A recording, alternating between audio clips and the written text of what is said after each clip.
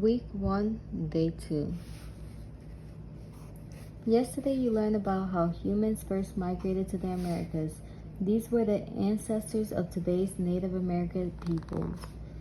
Native Americans developed rich cultures throughout the Americas. In North America, there were hundreds of tribal groups that lived by hunting and gathering and by agriculture. Common crops include maize, an early breed of today's corn, as well as beans, squash, sunflowers, and tobacco.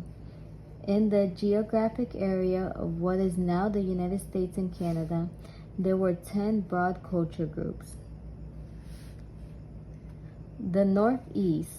This region features temperate forests with rivers and lakes. Many tribes practice agriculture as well as hunting and gathering.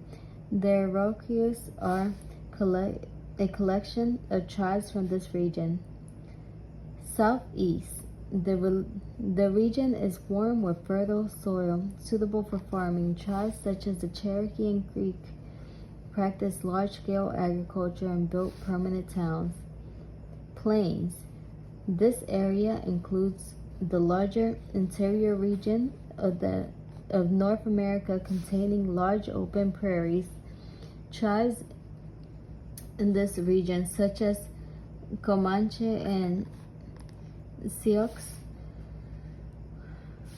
were nomadic, traveling from place to place to hunt animals and gather plants to eat. They were heavily influenced by the introduction of horses to North America by the Spanish, which helped them travel across greater distances. Great Basin. This is a desert region where tribes such as the Ute lived subsistence lifestyle, getting everything they needed to survive from the plants and the animals around them. They, like the Plains tribes, were heavily influenced by the introduction of the horse. Plateau. This region features rivers, streams where tribes such as the Nez Perce survived through fishing and gathering. The tribes in Plateau region were mostly nomadic. Southwest. This arid region was home to farming.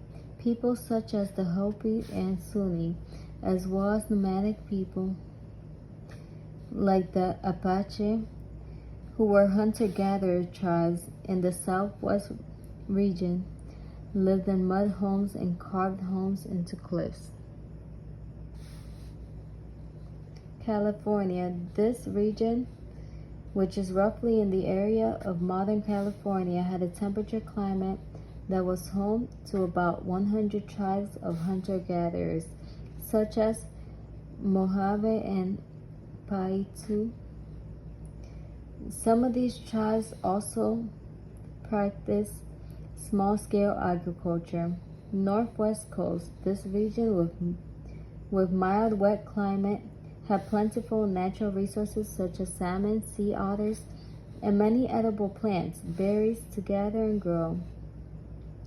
Tribes in this region, such as Haida, were able to establish permanent villages due to the abundance of resources.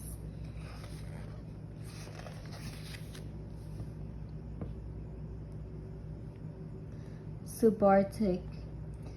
This region stretches across much of Canada through inland Alaska. Native American tribes such as Ojibwa survived through hunting, fishing, and gathering in small groups. Arctic. This inhospitable region in the north has long periods of darkness and cold weather. Tribes such as the Aleut and Inuit survived by hunting and fishing. How did the introduction of horses impact plains cultures?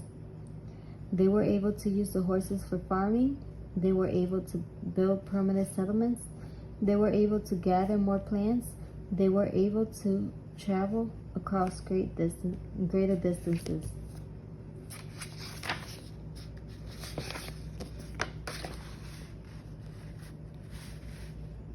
Why was the Arctic region less densely populated with people than other regions. Because of its thick forests, because of its overly wet climate, because of its extremely cold climate, because of its lack of water. What is a shared feature of the Northeast and Southeast Native American cultural groups? They both lived in inhospitable regions. They both had agriculture. They both featured low population levels.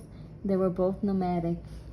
Tribes on the northwest coast were able to establish villages because they had an abundance of food through farming. They were able to use ample natural resources. They took advantage of the introduction of horses. They were able to take advantage of the arid environment.